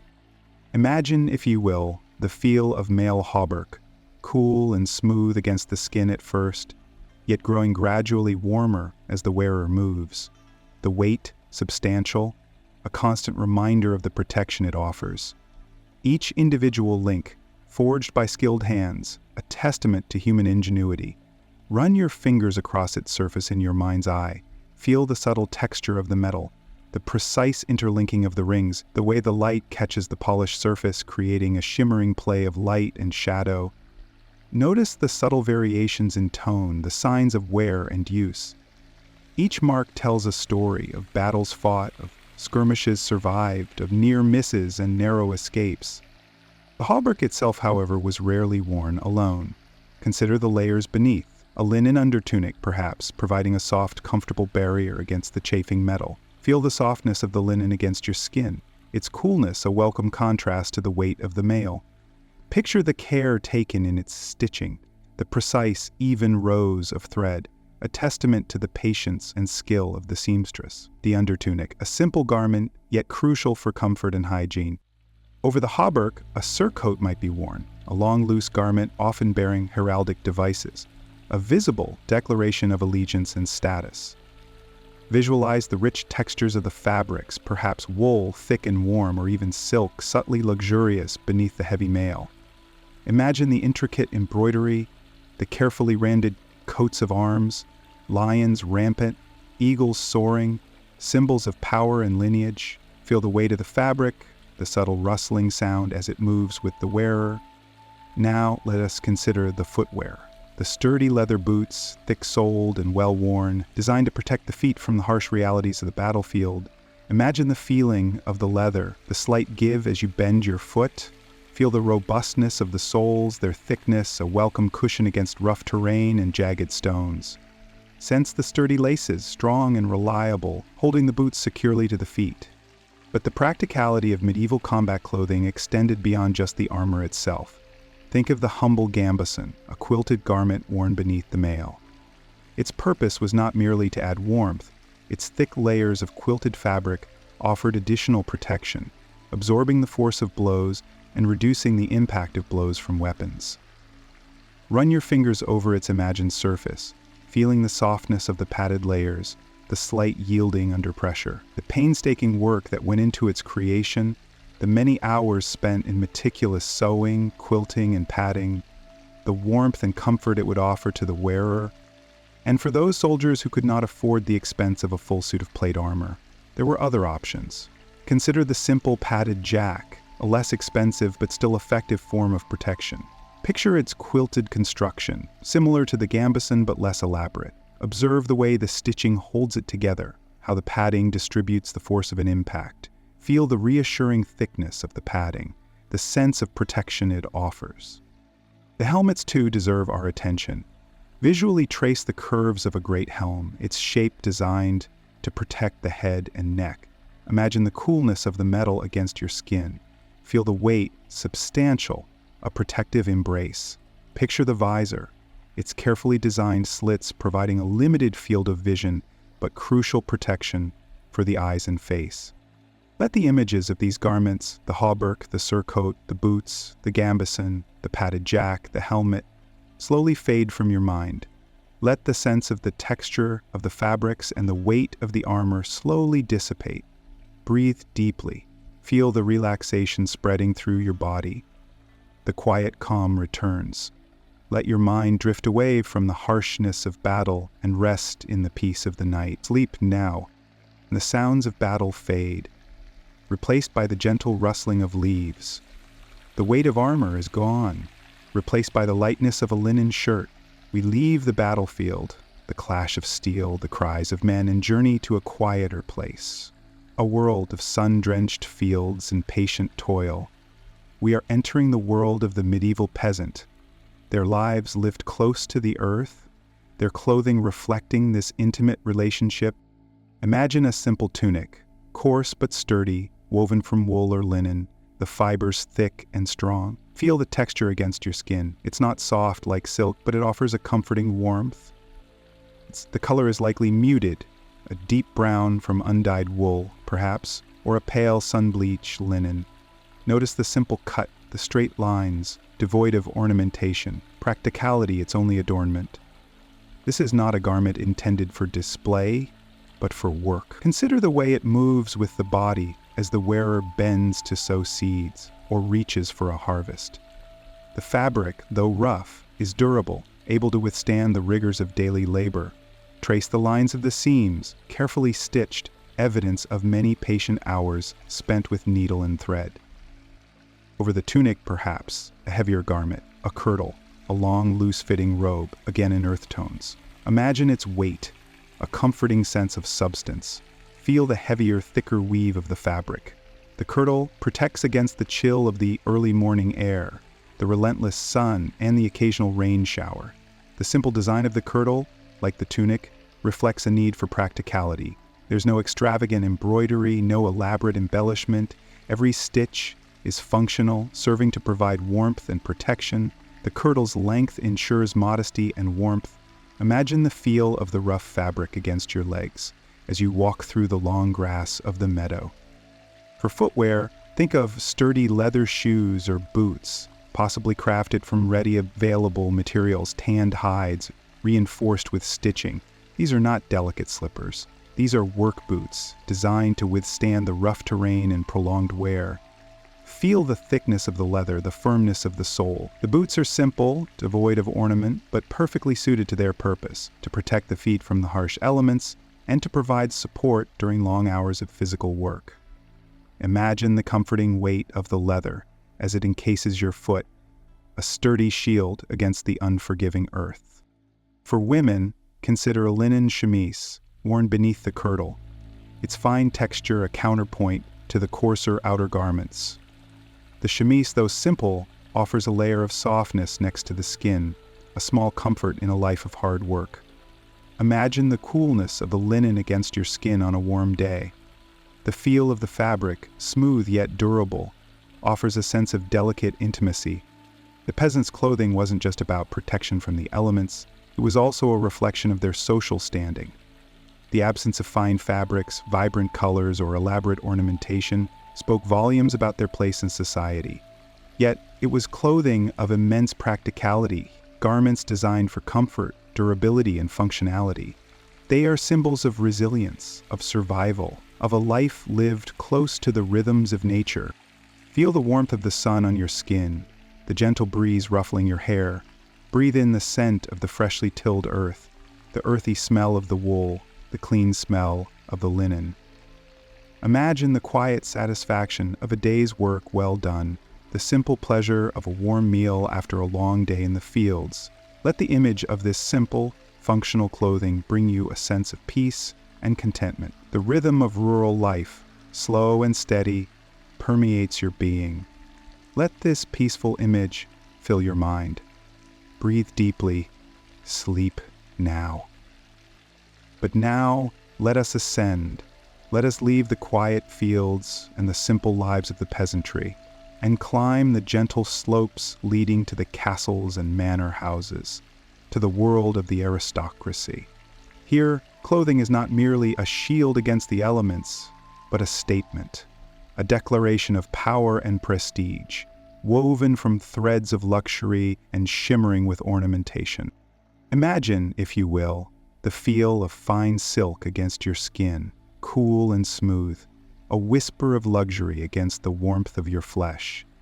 This is not the coarse wool of the peasant's tunic, but a fabric spun from the delicate threads of the silkworm, a treasure brought from distant lands across perilous seas and winding trade routes. Picture the deep, rich hues, colors so vibrant they seem to glow with an inner light, the deep crimson of a noble woman's gown, the regal purple of a lord's robe, the shimmering gold of a richly embroidered tunic. These are not the muted tones of the countryside, but colors that command attention, that speak of wealth and status. Consider the intricate detail of the embroidery, the meticulous work of skilled artisans, each stitch a tiny testament to their artistry and patience. Imagine the gleaming threads of gold and silver interwoven with precious stones, tiny rubies, emeralds, sapphires, catching the light and scattering it in a dazzling display. Run your fingers in your mind's eye across the velvet surface of a nobleman's cloak, the luxurious pile soft beneath your touch, the weight of it a comforting presence. Feel the cool smoothness of the satin lining, a sensuous experience, a privilege enjoyed only by the elite. The very cut and shape of the garment speak of wealth and power. The flowing lines of a long, elegant gown, the carefully tailored fit of a nobleman's doublet, the intricate draping of a richly ornamented cloak. These are not garments designed for practicality, but for aesthetic impact. Each fold, each pleat, each carefully placed embellishment serves to enhance the wearer's already elevated status, making a silent but undeniable statement of their position in society. Think of the furs, soft and luxurious, brought from the coldest reaches of the northern forests, sable, ermine, fox. These are not mere functional garments, but symbols of power and prestige, a testament to the wearer's ability to command the resources necessary to acquire such rare and expensive goods. Imagine the warmth, the comforting weight, the luxurious softness of the fur against your skin. Breathe in your imagination, the subtle scent of the animal, a faint, earthy aroma, mingled with the perfume of the wearer. The accessories, too, are a testament to wealth and status. Jeweled belts, intricately carved combs, ornate buttons, glittering brooches. Each item is a carefully chosen detail, reflecting the wearer's taste and wealth. Visualize the glint of gold clasps fastening a nobleman's coat, the delicate sparkle of jeweled buttons adorning a lady's gown, the rich shimmer of a finely crafted belt buckle, a testament to generations of accumulated wealth and power. These garments, far from being mere clothing, are moving artworks, symbols of power, status, and refinement. They were created not just to cover the body, but to adorn it, to elevate the wearer to a position of magnificence, and to visually communicate their place within the rigid social hierarchy of the medieval world. The meticulous attention to detail, the richness of the materials, and the sheer artistry involved all contribute to the creation of objects of such beauty and significance that even centuries later, their echoes of luxury and extravagance resonate. Now, let the images of these opulent fabrics, the exquisite embroidery, the gleaming jewels, fade gently from your mind.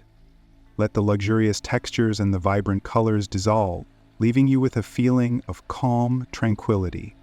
Let the weight of the fabrics lift, and the sounds of the bustling court fade into silence. Breathe deeply and allow the stillness to permeate your being. Sleep now. And so, from the quiet stillness of that opulent court, we turn our attention to the slow, deliberate evolution of medieval fashion.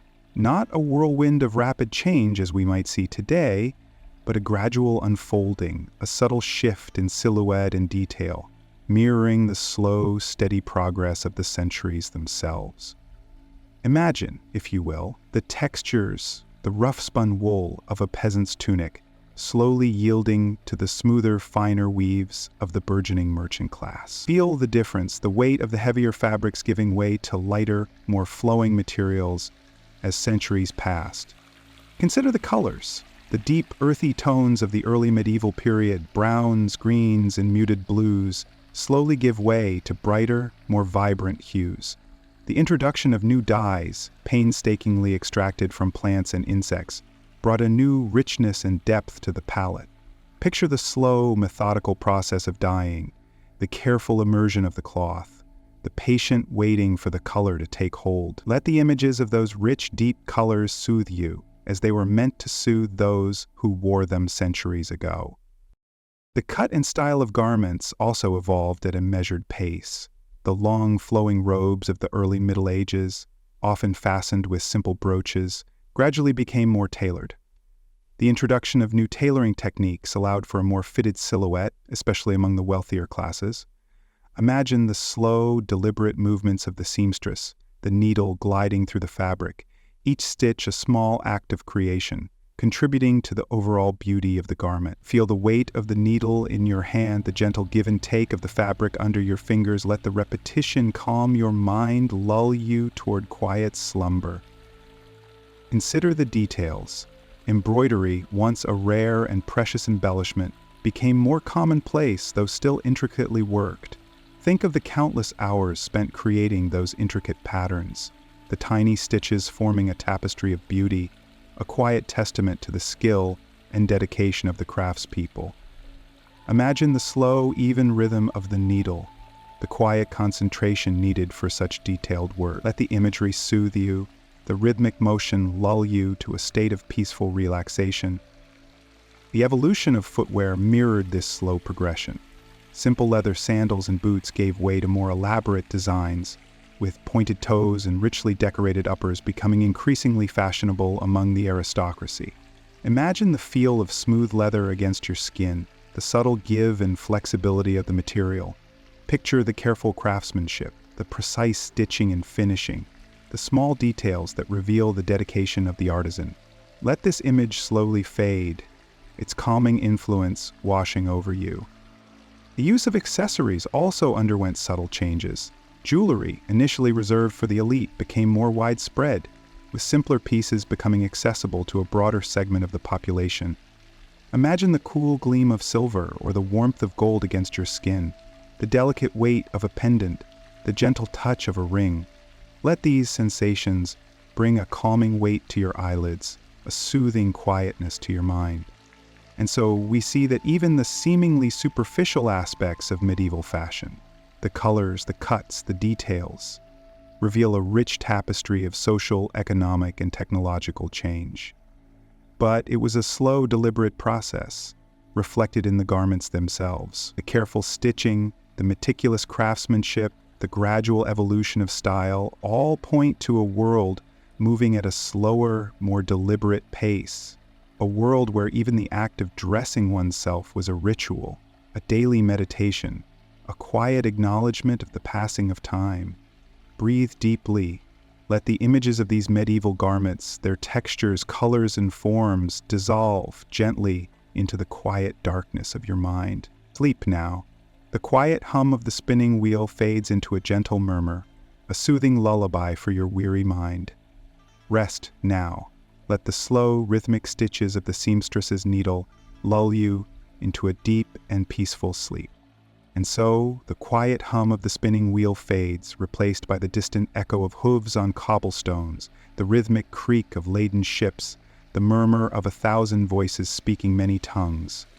We turn now to a significant period in medieval history, a time of both conflict and cultural exchange, the Crusades. Imagine, if you will, the slow, arduous journey eastward, the sun beating down on the dusty roads, the feel of rough-spun wool against sun-baked skin. The garments worn by those crusaders, initially practical and functional, would soon undergo a subtle yet significant transformation. Initially, the knights and soldiers wore the familiar tunics, hose, and surcoats of their homeland. Think of heavy, homespun wools, perhaps dyed in deep, earthy tones. The browns of the soil, the greens of the fields, the blues of twilight skies. But as they journeyed, as they encountered different cultures, these garments began to subtly shift and evolve. Picture for a moment the vibrant silks and brocades of the East, their rich colors, deep crimsons, shimmering golds, luminous blues, a stark contrast to the muted tones of Western Europe. The impact was gradual, almost imperceptible at first. A splash of vibrant color here, a different weave there, a detail borrowed, a technique adopted. Perhaps a crusader, captivated by the intricate embroidery of a Byzantine robe, commissioned a similar piece for himself, bringing back the artistry and techniques to his native land. Consider the slow process, the careful copying, the adaptation to local materials, the gradual refinement of the borrowed techniques. Let the image of a single perfectly stitched seam soothe your mind. This exchange wasn't confined to the upper classes. Merchants, artisans, and pilgrims also journeyed to and from the Holy Land, carrying with them not just goods, but also ideas and styles. Picture the humble linen garments of a pilgrim, gradually absorbing the influences of the East. Perhaps a new cut of sleeve, a different way of fastening a garment, a subtle change in the color palette. These were small changes, barely noticeable individually, yet collectively they transformed the landscape of medieval clothing. The Crusaders' return to their homeland wouldn't be just a triumphant march. It would also be a quiet influx of new textile and tailoring techniques. The weaving techniques of the East, with their complex patterns and lustrous finishes, gradually influenced the looms of Europe, resulting in finer fabrics and more intricate designs. The colors, too, slowly shifted. The somber hues gave way to richer, more vibrant shades, reflecting the exotic influences encountered during the long journeys. It wasn't a sudden or violent upheaval, but a gentle, organic process of assimilation. The Crusades, while undoubtedly marked by warfare and bloodshed, also served as a catalyst for cultural exchange, a slow and peaceful diffusion of artistic and technical ideas. Imagine the hands working together, the shared knowledge and skills transferring slowly across cultures. Each stitch, a silent dialogue between past and present, between East and West. Feel the soft texture of silk against your fingertips. Let the rich colors calm and soothe you. Let us picture then a workshop in a medieval city, perhaps a bustling port town. A craftsman, his hands calloused and skilled, meticulously works on a garment. The fabric is a luxurious blend of European wool and Eastern silk, a testament to the intercultural exchange. The colors are a harmonious mix of earth tones and vibrant hues, reflecting the blend of cultures and influences. Observe the meticulous detail, the slow, deliberate movements of the artisan's hands, each stitch a peaceful rhythm, a quiet meditation. The embroidery might incorporate elements from both Western and Eastern traditions, a delicate dance of threads and colors.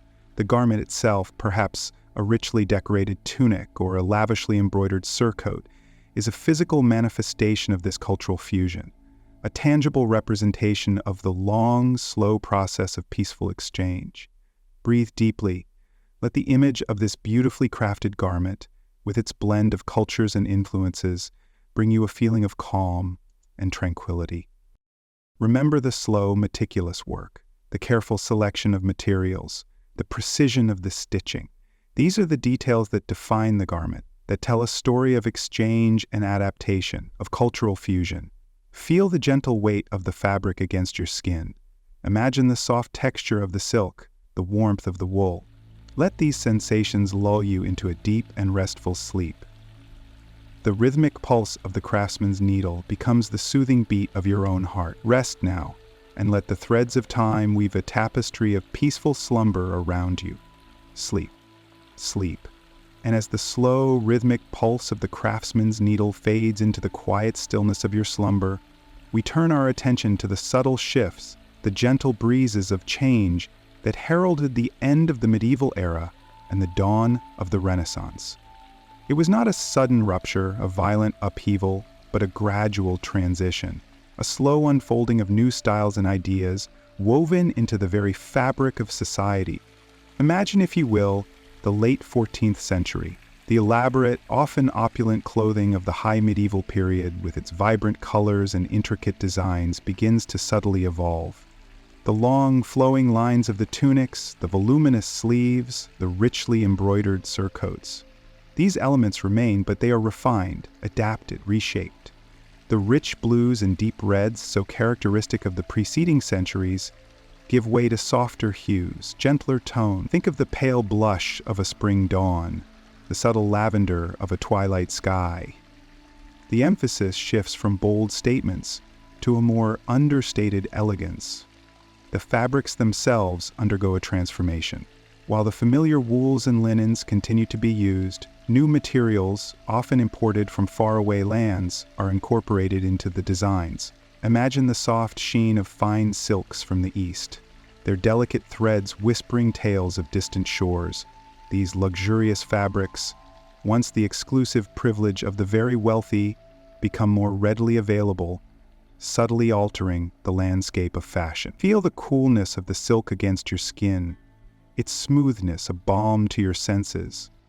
The silhouettes begin to change. The full, voluminous shapes of the medieval period start to yield to more fitted garments. The waistline, once high and often emphasized with belts or girdles, gradually descends, creating a more streamlined, elongated form.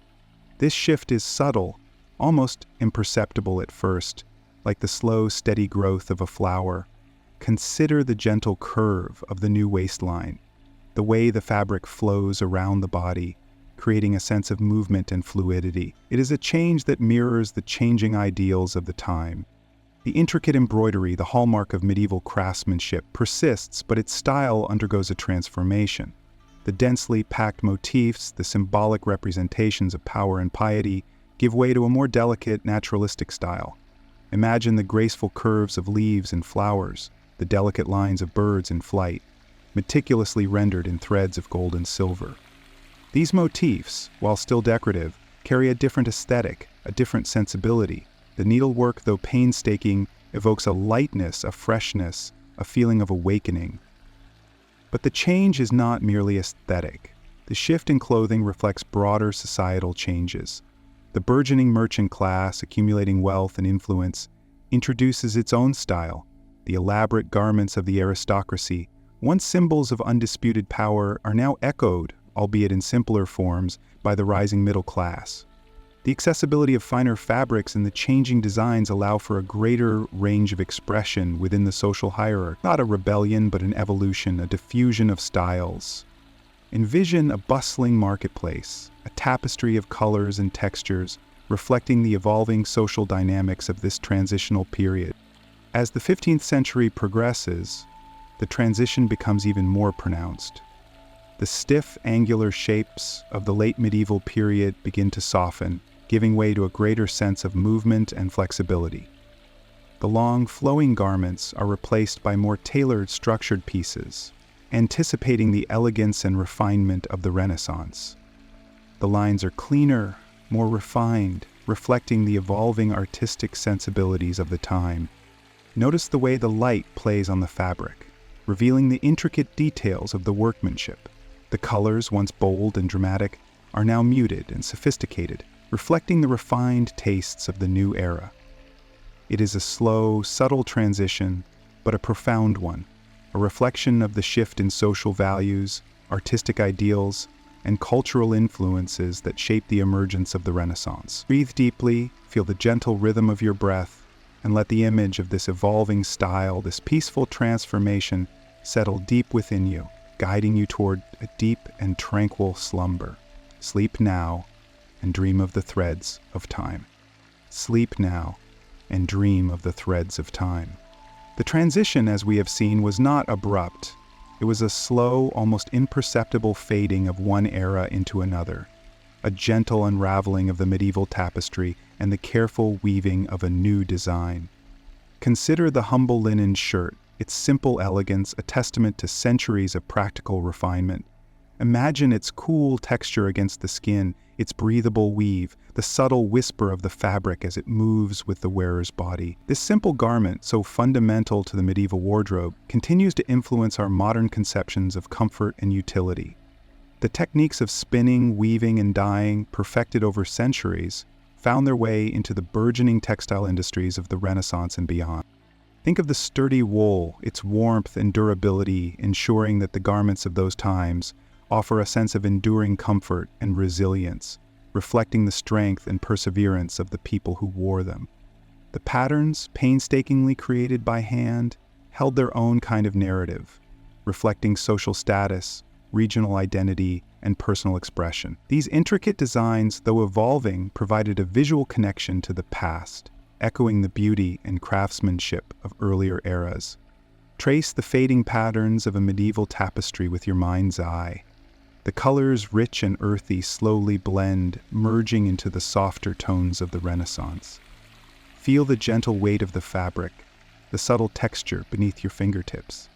And the vibrant dyes, derived from natural sources, the deep blues of woad, the rich reds of madder root, the warm yellows of weld, though their vividness might have lessened, their memory lingers in the art and textiles that followed. These colors, born from the earth, speak of a deep connection to nature, a relationship that continues to inspire artisans even today. Imagine the painstaking process of creating these pigments, the slow, deliberate work, the dedication of time and skill.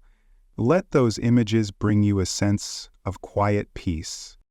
Consider the construction of the garments themselves, the precise stitching, the careful placement of seams, the patient craftsmanship that went into each piece. These techniques, honed over generations, informed the evolution of tailoring and dressmaking.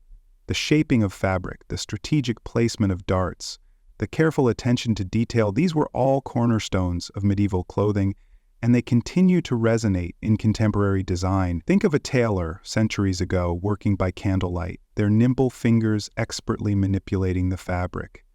Their hands, calloused yet precise, leave behind a legacy of meticulous workmanship. Even the embellishments, the intricate embroidery, the delicate beadwork, the painstakingly applied metallic threads, these elements, though modified over time, found their place within the aesthetic of later periods. Imagine the shimmering gold threads, the rich jewels, the delicate patterns, their quiet magnificence enhancing the beauty and dignity of the wearer. Allow these images to gently soothe your mind. The evolving silhouettes, the change in materials, the subtle shift in colors, these all reflect a larger cultural transition, a movement from the more austere aesthetics of the late medieval period towards the flourishing elegance of the Renaissance. The long, flowing lines, once symbolic of piety and humility, gradually gave way to the more fitted styles of the next era. Yet, the underlying principles, the focus on craftsmanship, the attention to detail, the underlying narrative of social and personal expression, endure. Each stitch, each color, each carefully chosen fabric tells a story, a whisper from the past. The legacy of medieval clothing is not just one of historical interest. It is a living legacy, a continuing influence on our modern world. The fundamental elements of comfort, functionality, and artistic expression persist, subtly shaping the garments we wear today. The echoes of those past eras, almost imperceptible, are woven into the threads of our present-day clothing culture. As the light fades and the shadows lengthen, allow yourself to drift, to relax, to feel the peace of the evening settle over you. The legacy of medieval clothing is a peaceful one, a quiet testament to human ingenuity and artistic expression. Breathe in, breathe out, and let the gentle rhythm of your breathing guide you towards a deep and restful slumber.